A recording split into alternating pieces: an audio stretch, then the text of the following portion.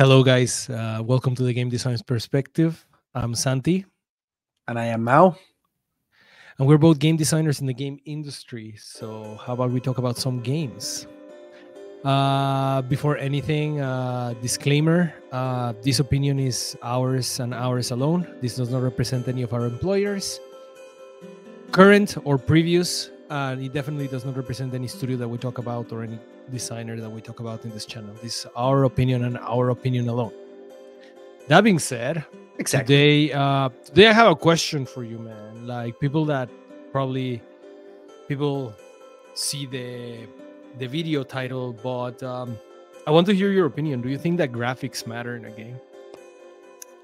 My opinion,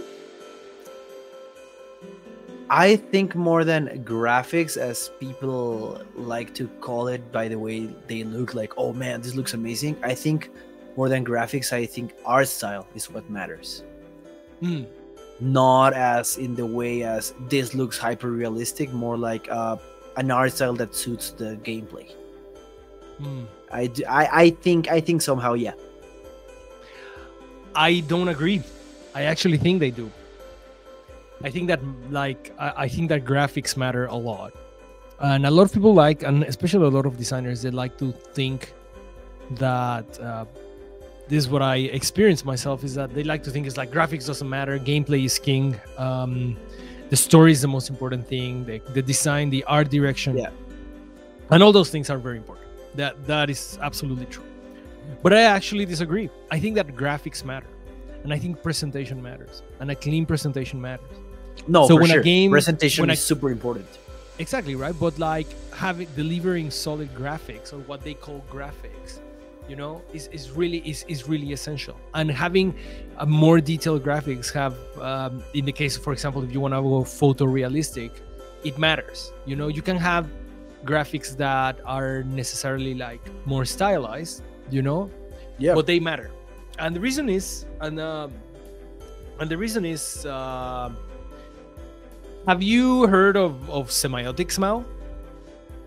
Yes, I have. I'm not an expert though. But so yes, semiotics are like for people listening, the semiotics are the study of symbols. So any symbol, right? So this video has symbols that you interpret that say the game design perspective. For example, for people listening, the sounds I'm making are symbols that you interpret into meanings to transfer information between each other. So it's symbols, right?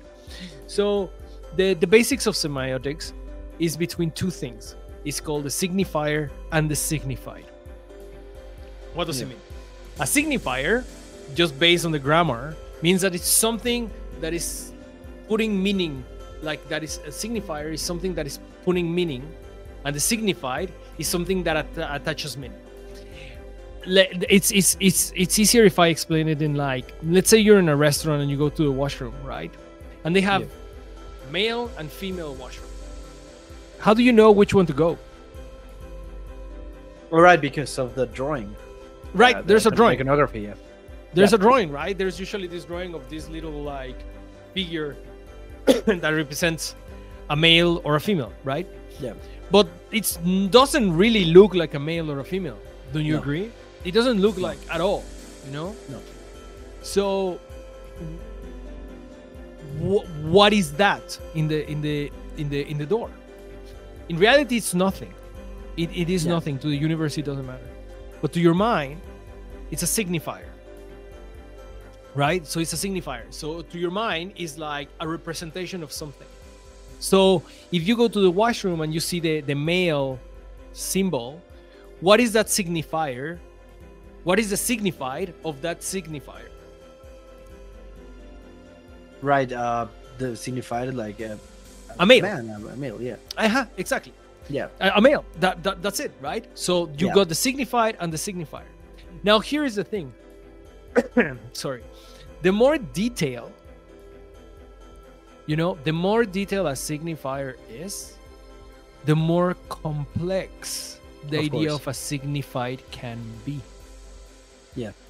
So when you're looking at a screen in a video game and you see something, you know, when you see pixel graphics, there is Yeah. the amount of detail you put into those pixel graphics, the more detail the signifier has, the better I grasp the signifier.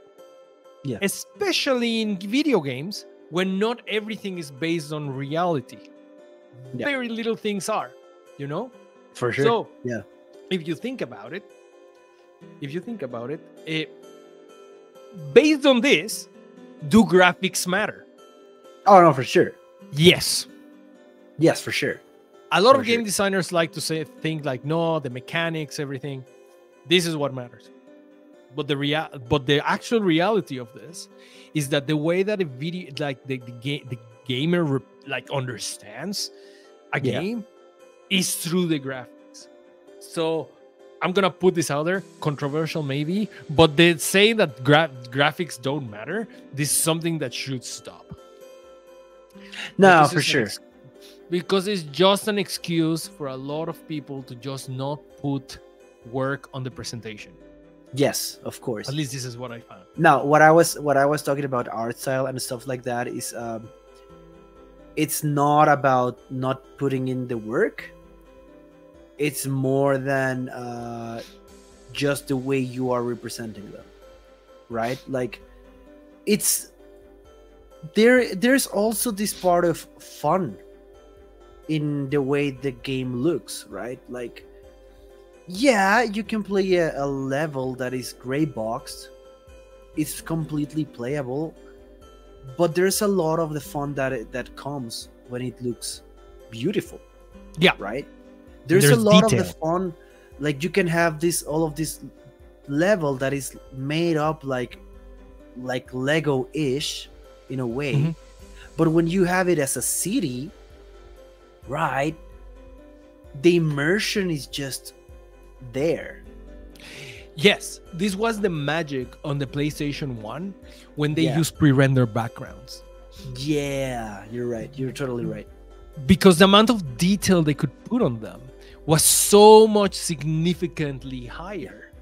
You can have a beautiful art style, art design and everything, but the amount of detail that you could put into those graphics, because they were just a JPEG, you know, a PNG, just like we're like, so if it was so significant that it just blew everybody's minds. Yeah, this was the magic of FMVs, you know, back in the 90s. Especially when people didn't understand this that it's pre-rendered or not. Like, to people it just didn't matter back then because you were in lower resolutions and you were in a CRT. I love CRT TVs, but they use it to their advantage. So, no, graphics matter. You know, it's an objective fact. You know, so first thing, we should stop saying, you know. So now that you know that the more complex your symbol, the more you can add to it. You know, the more you can add to it. So when Call of Duty strives for photorealism, be my guest. You know, in Metro, when we were like doing something we call frozen stories just to populate the map, we made sure to like not have, one of the things that we did really hard in Metro is not to have perfectly angled doors and like on walls like that, which are very common in video games, to have perfectly angled doors.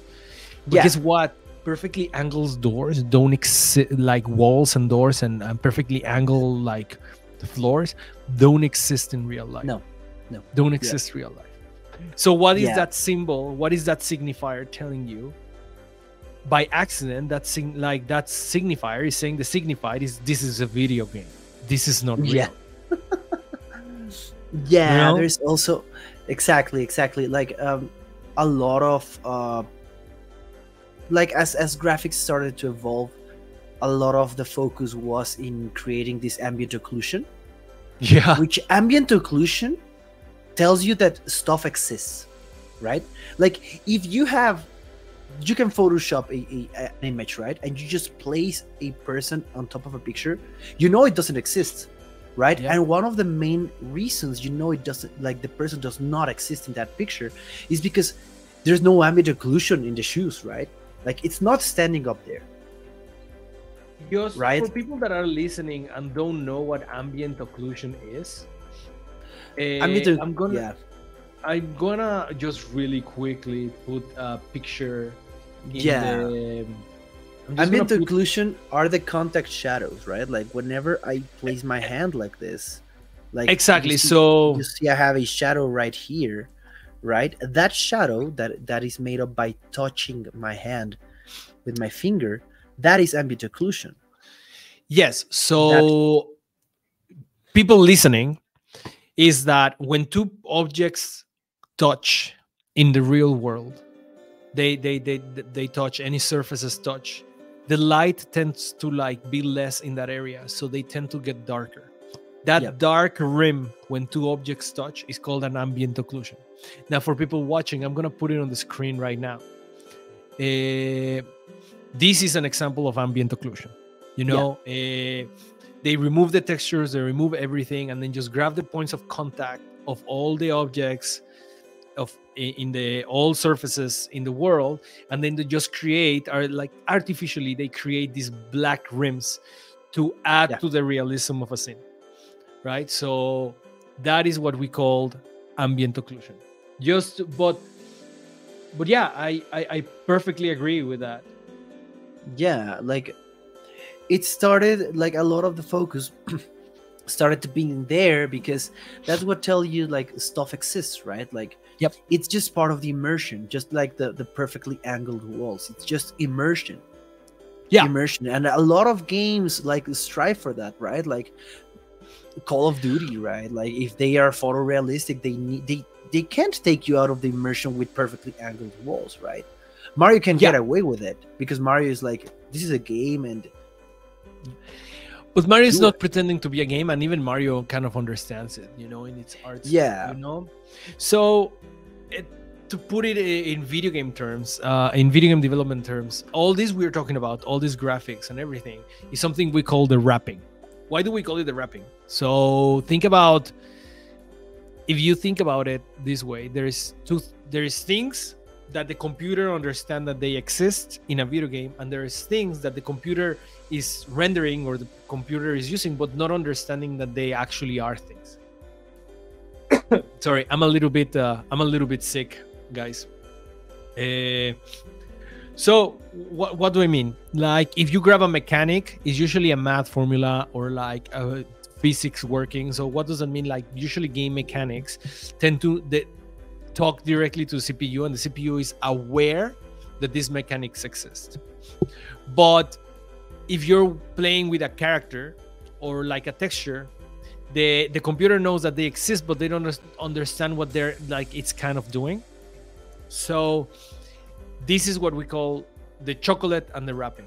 The game mechanics are the wrapping, the chocolate, and the graphics, the music, the UI, the animation is the wrapping of those mechanics, and together they make the whole package that is like a chocolate bar. So that's why we call them the wrapping. It's actually very common to see in board games. It's actually a lot more common to see in board games, because in board games you tend to see how some board games have very complex figurines, and some board games just play with wooden blocks, right? They play with wooden blocks, and both work, but the wrapping is more like, some board games pay more money for this wrapping, and others they don't think, like the game doesn't think it requires it. Yeah. So all this talk, all we're talking about right now is in graphics, is graphics, music, all this presentation aspect is the wrapping, right? So with this, with everything we talked, do graphics matter? Yes. Yeah, so do. much so. This concept of game wrapping is like, it's so important that let's just remember that, I don't know, like 10 years ago, the game industry wanted to move so much to the toys to life, right? It was in a way mixing this tabletop with video games. That's just game wrapping. Yeah. It's right? literally the wrapping, right? That's all an amiibo is. Literally. An amiibo is just a chip, to the point that they sell them in they sell them in cars at some point. But the figurine Exactly. you're buying, the game doesn't care. Exactly. It also happened with Disney Infinity and Skylanders. Like all of what the amiibo does, it's already there. It's already in the game, right? Amiibo is just like inputting something in the game to make it work, right? But it's already there. It's just wrapping, right? Like people used to call it like DLC, but it's not even DLC because it's there. But the thing It's is, just the wrapping of the mechanic. yeah, right? but the thing, something similar to like a chocolate bar. Yeah. You most of the time are selling the wrapping. You're not Oh, for selling sure. the chocolate. Yeah. This is another aspect that a lot of people that are game designers tend to overlook many times, is that Jesus. It is yeah, again, I apologize, guys. I'm like, I was sick last week and I'm still like getting out of this. But Yeah, that's fine. the that's show fine, no must go on. worries. No worries. So yeah, you sell the wrapping. Of course. You it's very rarely you sell the mechanics. Very rarely they announce a game when it's in gray box and you're playing with capsules or like mannequins. You don't. Yeah. They don't announce games. They don't announce games like, hey, look our like cool mechanics. Sometimes No. they tend to do. Let's be honest, Portal has brilliant art design, but it's relatively close to wrapping if you think about it. Of course, right? Like there's even a way No, to make it's very close to not having wrapping at all. You Yeah. know? Yeah, like there are a lot of ways where you can just get away with a beautiful gray box, and that's just the Mhm. wrapping. Like also like Mario does this, right? Like Super Mario 3D Land, you have all of these blocks that are just colored blocks, and Yeah. you can just tell that a lot of levels are just made up like that. And it's like, I can definitely see the gray box here. It's just the wrapping, and it's completely in the style of the game, and it never takes you away of, oh, I am playing a prototypey face of this game. Like it's not there because No. that's how the wrapping was planned. Wrapping Yeah, is and that's super and that's the thing. Like in a game like Portal, like it's at least Portal 1. Portal Yeah. 2 got away from this quite significantly, but Portal 1 was very like the art style is very wide, very gray boxy. This and they sold the game originally not even with the mechanics or the wrapping. They sold it with Half-Life in the orange box. That's the first time that Portal came out, if you remember. Was in consoles, right? No, in general, it came with the orange box. Ah, wow! I didn't know that was the first time. Yeah, that was the I first have time, The so- orange box. So it was kind of like people buying Half-Life and Half-Life 2 complete, and then they finding out this extra game there that is Portal, and it happens to be genius, you know. Yeah. But that tells you that even then they like Valve understood that it's like, hey, like our wrapping is kind of very simple. Let's pack That's this fine, project yeah. up, right? That's completely fine. Yeah. And what I would like to like, the reason I wanted to talk about this is because I really wish I really want to challenge like the industry in general. It's difficult to do this alone, but I would like to challenge the industry in general to kind of like merge this more. So so the wrapping tends to be very separately designed to like the mechanics. Yep. And very few designers say like the form like informs design, you know, like the shape of an object is based on its function, you know. Mario was completely designed that way, and it's Yeah. very Nintendo way of approaching it, and it works. But I think that we need to challenge this a little bit more and incorporate the player and a little bit more into the wrapping. We do that, the game industry do this, right? This is what a character creator is, you know. Yeah. This is Yeah. what a character creator kind of like looks like, you know. It's like, is you playing with the wrapping of a character. The game doesn't care if your character is ugly or handsome, you know. Yeah. No. You know, Just look at the Street Fighter 6 character creator. You know, like, and they're mechanically work. Well, they change mechanically sometimes because they make them have little arms and little legs, and they make them look ridiculous, so the hitbox change. It was beautiful. That's beautiful. It's beautiful what they did. I love it. I love it. Yeah. I love watching freaks fight in Street Fighter 6 in the lobby. Sometimes I log into Street Fighter 6 just to watch freaks fight. And that tells you the importance of rapping, you know, like how much fun is just to watch freaks fight just because the character control is absurd, you know? I love it. I love it. I absolutely adore it. It's mind blowing, you know. That tells you the importance of the wrapping, right? So when you're designing your game, a lot of people design their wrapping without the mechanics, or the mechanics without the wrapping. Yeah, you know, the wrapping is essential. The wrapping is your symbols that you use to communicate to your user. So this UI, this sound, this feedback is essential, which is why I bring back the question: do graphics matter? Absolutely. Yeah, the industry, I think, maybe because of pipelines or the way games are being planned, there are, as you called it, it's a very Nintendo way, or at least how Nintendo started. It's very Bauhaus, right? The Bauhaus was all about form follow function. Yeah, but I think Nintendo has kind of understands now that wrapping is important, so much so that the Wii, one of the reasons the Wii was so revolutionary and sold so much was just due to the Mii creator, right? Yeah. A lot of people just used to play with game wrapping there, right? And yes, you could use it on Wii Sports and stuff like that, but that was just game wrapping.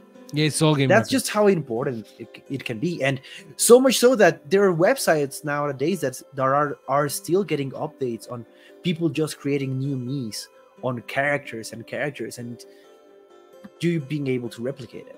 Yeah.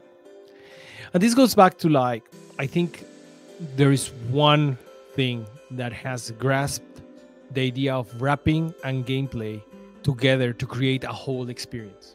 I'm not saying that video games can do exactly this, but this communication between wrapping and gameplay is why Warhammer endures the decades. There you go.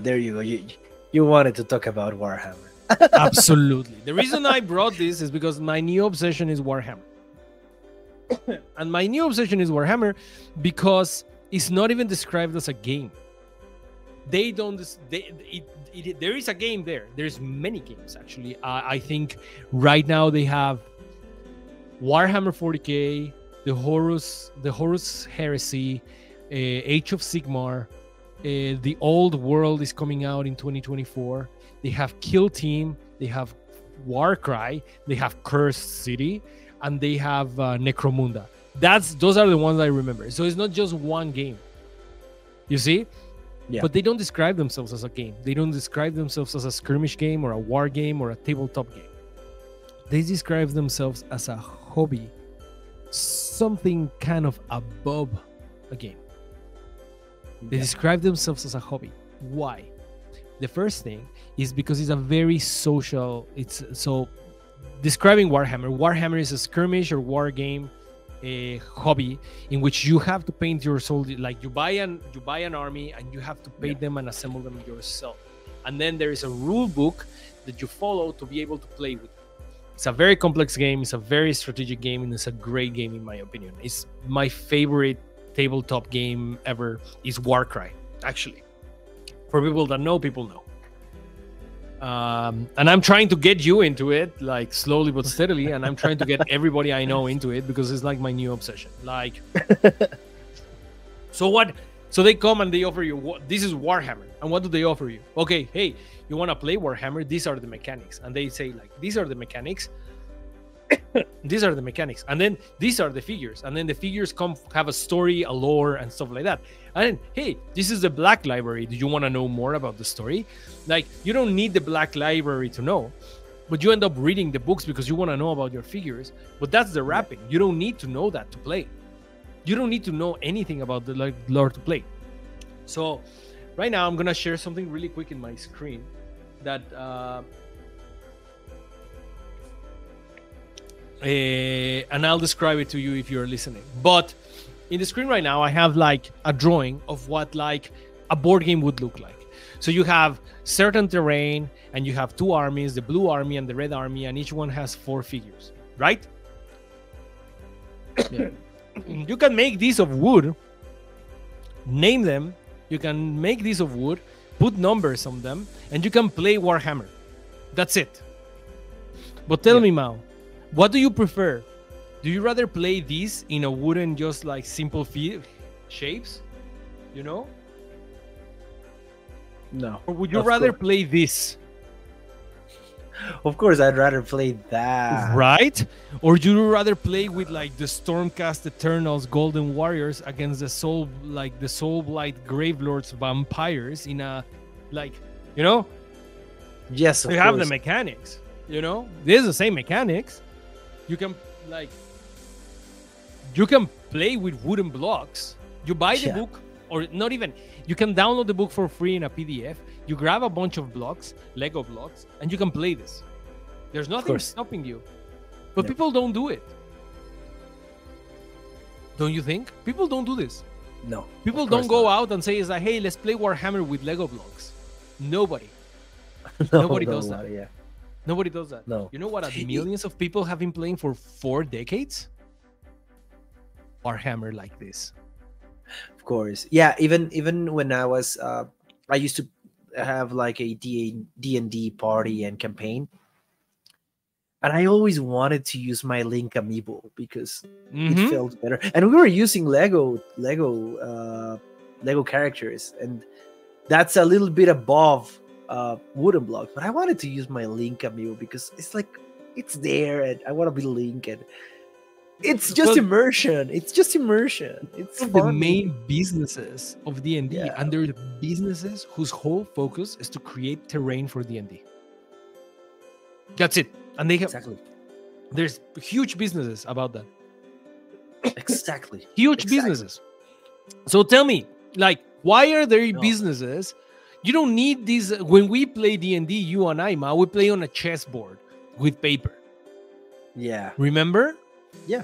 We didn't play with any figure. But why are there a bunch of figures out there that you can paint, assemble? You want dragons, dungeons, everything. There's out there. Why? Because graphics matter. Yeah. No, for sure. Yep. Because graphics matter.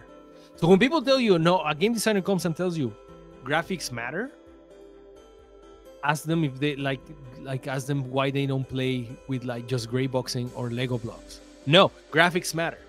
And what I wanted 100%. To talk about Warhammer that I think is very special, and I think the industry is starting to like grab more of this, is that the wrapping is involved in the game a lot more. So the hobby of Warhammer is very, let's say you wanted to play Warhammer. It's a great game. I love it. I want to play. I'm going to play this Saturday. But you cannot play every day. Yeah. So I cannot engage with the hobby every day. Every day. Yeah. Thinking about it. But guess what? I can. Because I can grab a little figure and say like, hey, I'm going to paint this figure today. You know? I'm going to build this figure today. I'm going to paint this piece of terrain today. I am engaging. I'm not engaging with the rules of Warhammer as a game, but I'm engaging with the hobby. Exactly. I'm engaging with the hobby. So I can engage with this hobby every day. Why? Because I'm involved in the wrapping. I have my own expression on how my army is going to look and how my terrain is going to look, you know? Or I can engage by reading the books, you know? But I can engage in the wrapping of Warhammer, and then I can use the mechanics to play with my friends with the work I did. Exactly. Yeah. And this is something that games figured out, but not really, because they know that the wrapping is essential to the point that they love to sell you cosmetics. They love to sell everybody cosmetics, right? And it works, you know? But it's just a reward is not involved in the hobby of that game that you're playing. It's not like if you're playing Fall Guys or you're playing. This is something that MMOs tend to do better, that they expand what a game can be and become like a hobby, in the sense like, oh, there's things I can do. I can sell things. I can fish. I can. Yeah. But it doesn't involve the wrapping much. And I think there's something there. I think there's something there. There's a game coming. And there's an indie team that is working on this. That is, it's kind of like you can paint your figurines. There is a Warhammer game. I don't know if by the time this video is up, the game will be coming out. But just in case, the game is called Realms of Ruin. It's an RTS. But the first thing they did and they showcase is that you can change the color of your army by part. You can change the texture of it. You can change a lot of like how your army looks like when you play multiplayer to make your army your own. And this is kind of like, hey, you involve the wrapping, and there's like terrain things and there's terrain tools to but again, it's like involving the wrapping and the gameplay together, right? But it has to come from the Warhammer IP, because Warhammer gamers are so used to the wrapping, like the graphics, like the look, they're to be engaged in that aspect. They're so used to being engaged in that aspect that when a game comes out and it doesn't have that, it's not gonna feel as Warhammer, right?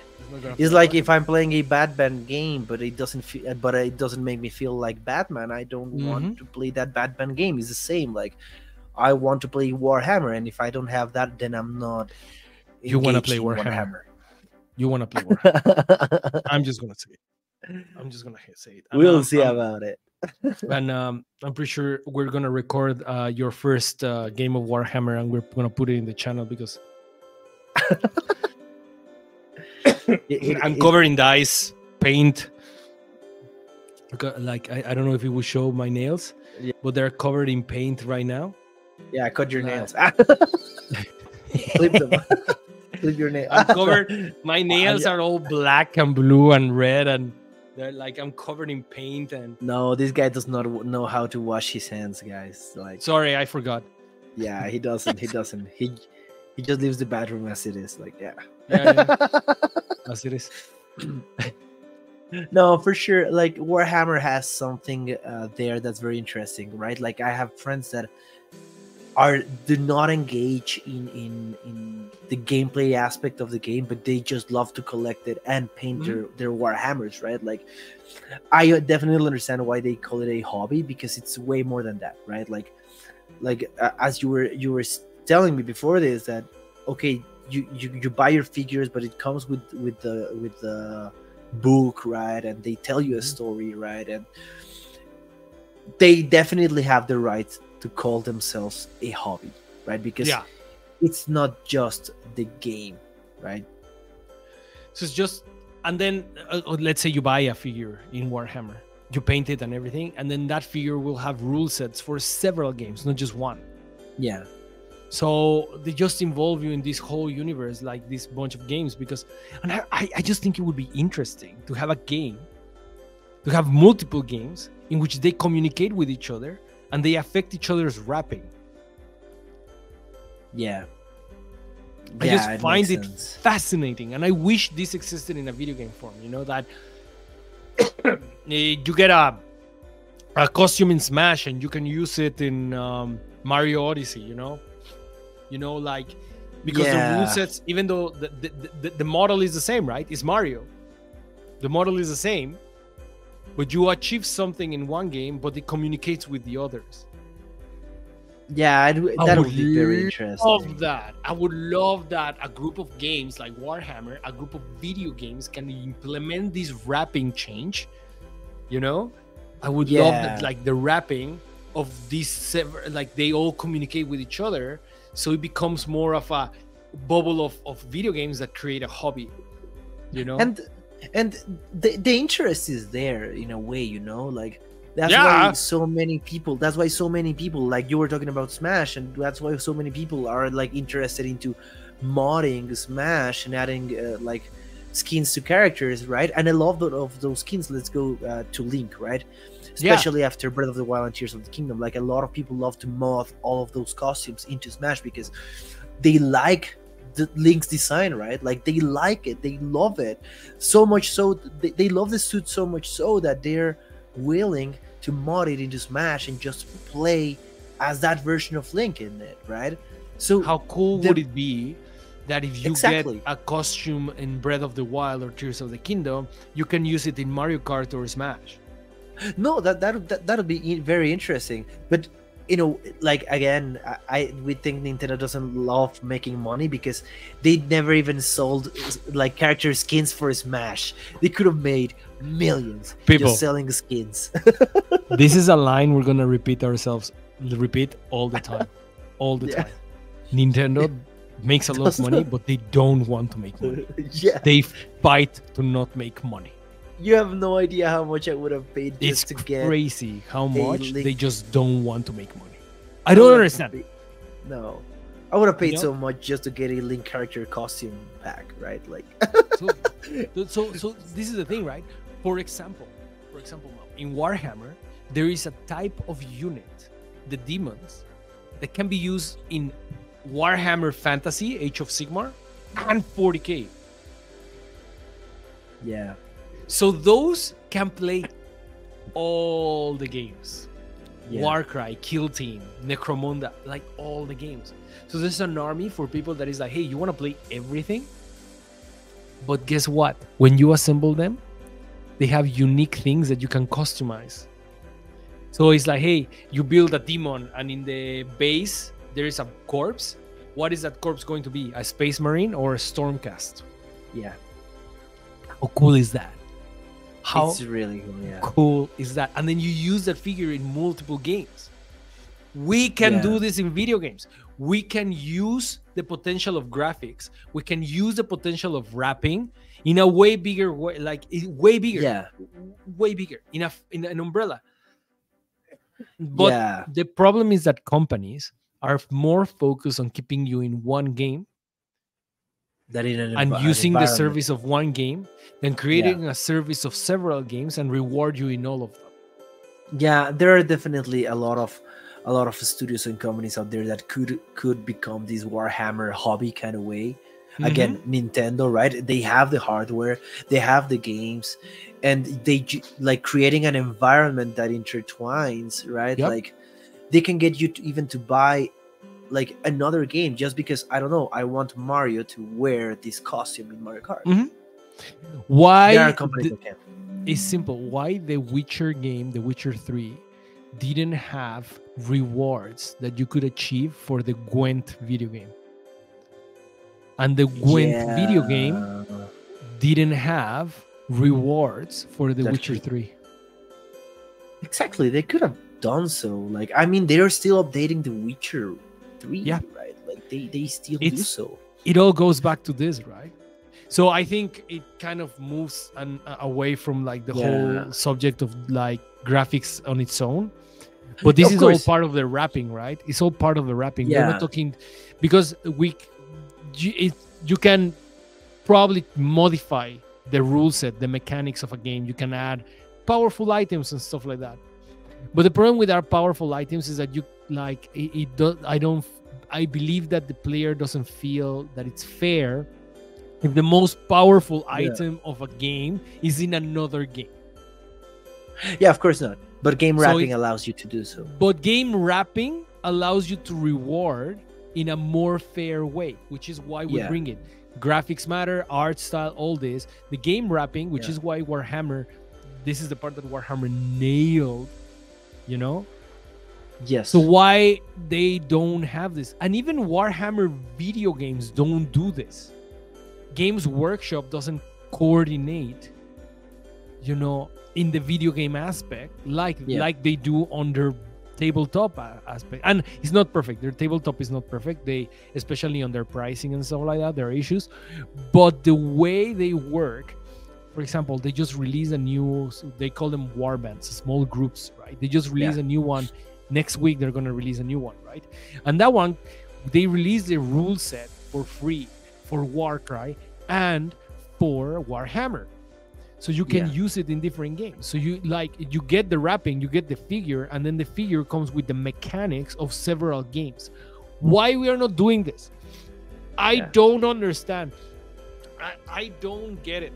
I think Final Fantasy 14 does it with their events of other Final Fantasies to put everything in the Final Fantasy umbrella. But they only all converge on Final Fantasy 14. They don't go the other way rarely. No, you know, and then I when think they tried a little bit with 14. Yeah, with Noodle Soups and Assassin's Creed, they didn't do it properly. No, 14. Like they wanted with 14 so much so that you can get the Garuda summon, right? There was this event and also like the Fat Chocobo and stuff like that. But I think they could have gone way farther into it. Why we started playing? Remember why we started playing Final Fantasy 14? Why? Because we wanted to do an event. Makes sense. Yeah, I've we wanted gotten to into games. We wanted the cane armor, the Dragoon cane armor, or something like that.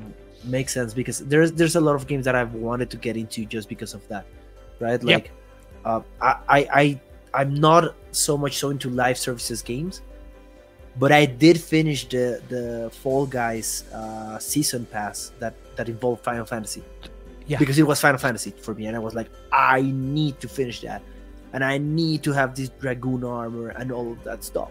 But let me ask you another question. Like, usually, like, say for example, what would you rather get in a post game, right? A new world or set of levels, or play as a new character, even if it controls the same. It depends. Like, play as a new character, even if it controls the same. Absolutely, play as a new character. Yeah. But you can do locking something mechanically. It's a little bit more difficult and less fair because you pay for a price, right? No, for sure. But for example, including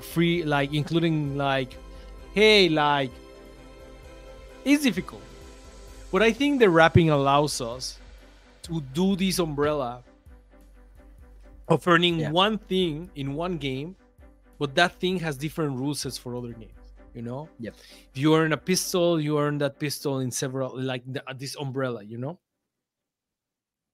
And I believe that the video game industry tends to have like crossovers, but what crossovers tend to do is to be like very back and forth. Either all this converges into one point, like for example, Fall Guys or Fortnite is great, you know, but all these IPs converge in Fortnite. But Fortnite doesn't give me anything in anywhere else. It's not that if I earn Superman or Goku in Fortnite, it doesn't mean that in a DC website I earn something, or in a Superman game I earn something back. You know, no, it all converges into Fortnite, or it all converges. It's not a back and forth. It doesn't feel like a web, like in Warhammer tabletop. It doesn't feel like a web that you buy a figure and then that figure can be used in so many things. It doesn't feel that way. No. Definitely not. Definitely not. And that is the aspect that I wish we could do in the game industry. And I think the secret of it starts with the question of this podcast. Do graphics matter? Yes. And we haven't scratched the surface of its full potential. Definitely. Does wrapping matter? Yes. And we haven't scratched like its full potential at all. We're nowhere close to its full potential. For some reason, like, this took me back to here in Mexico, like, they released some sort of chips that are, I don't know, they're Doritos, right? But they're flavored in I don't know, as Ruffles, right? It took me back to that, right? Because they taste the same, right? But since the Dorito, like, the shape and the texture is different, it tastes different. Like, it's like they should do this more often, right? Like, it's just wrapping. It's just wrapping. Like, probably the chip is made out of the same exact thing, right? Yep. Maybe it's just a little bit thicker. But it's a Dorito but it's a Dorito flavored as a Cheeto, you know? Tastes different, and tasting different is fun. It's fun. Yes. They called all of those lines a switch, right? So you have Ruffles switch, Doritos switch, Yeah. and that kind of stuff. And it took me back to that. That's rapping. But we don't do it. There is no like, and Square Enix could do this umbrella easily with like Dragon Quest, Final Fantasy, Octopath Traveler. Like Nintendo could do this easily, you know? Dude, it just got me mad that Kingdom Hearts should have more Final Fantasy because it's already there. Yes, Kingdom Hearts should have more Final Fantasy, and I should be, if I get the Ultima weapon in Kingdom Hearts, I should be rewarded. I should get that same Keyblade as a weapon in Final Fantasy 16. Clive should be able to wield a Keyblade if you play Kingdom Hearts. Maybe not exactly a Keyblade. Not exactly a Keyblade, but you should get something similar and have a rule set for it. You know? Yeah. No, I definitely agree. There are so many studios that can do it. It shouldn't converge. It should be a web. There are so many studios that can do this, right? Like, out of my mind, I don't know, Activision Blizzard, right, could do this. They have so many IPs there that you can definitely have a Crash-themed weapon in Call of Duty. Right. Why not? You know, in the multiplayer especially, why not? Why not? Why not? Like, they should converge. They shouldn't converge. They should all be like a web. You know, it should be like communicate. If you earn one thing, if you earn one thing, it should spread out. And it's better for the business. It's actually how you should be doing live service games. Yeah. Because you will be rewarding multiple times, you know, everywhere, encouraging people to play multiple games and making like the live service game less saturated and more healthy. For sure. Dude, and Capcom kind of like loves like putting, I don't know, Mega Man into Devil May Cry and stuff like that, and it could be so much more. Yes, but that's a crossover. It should be that I earn something in Mega Man and it unlocks something, so it should be tied to the gameplay, you know? It should be, because in the case of Warhammer, maybe I don't earn it through gameplay, but I have to paint the figuring, I have to assemble it, I have to paint, I have to work for it. I just don't buy something and then I get it. I work for it, you know. I go in, I paint it, I assemble it, and then I can use it in multiple games. So in video games, you earn something, you know, you earn something and you earn it in multiple games. Instead of like trying to keep someone in the same game, reward multiple games. This is what I'm saying. Dude, think about it. Imagine having a Mega Man X9, you'd beat Devil May Cry, and then you can use a Dante skin on Zero, man. Or you have Avery and Ivony in Mega Man or stuff like that. Yeah. And it works the same as the Buster, but it looks like that. It just looks like that. Like, I was telling you, like, for me, I love whenever I beat a Mario game, I love that they tell me like, you can now play as Luigi. Man, yes, I'm gonna replay the same game, but now I'm playing as Luigi, right? And Luigi plays usually the same as Mario. Sometimes it's different, but in Mario Galaxy, like, it's the same, or Mario 3D Land, it's like, I'm gonna play as Luigi. Fuck yeah. And I get hyped for it. So I think we should close it here. Yeah. Graphics matter. And interesting topic. Graphics matter. Wrapping matters. Semiotics matter for game development. And I think we are just scratching the surface. Definitely. This is the Game Design Perspective. I'm Santi. I'm Mau. And she is Juna. And getting to Warhammer. Maybe one day. I love figurines, but maybe one day. They're expensive.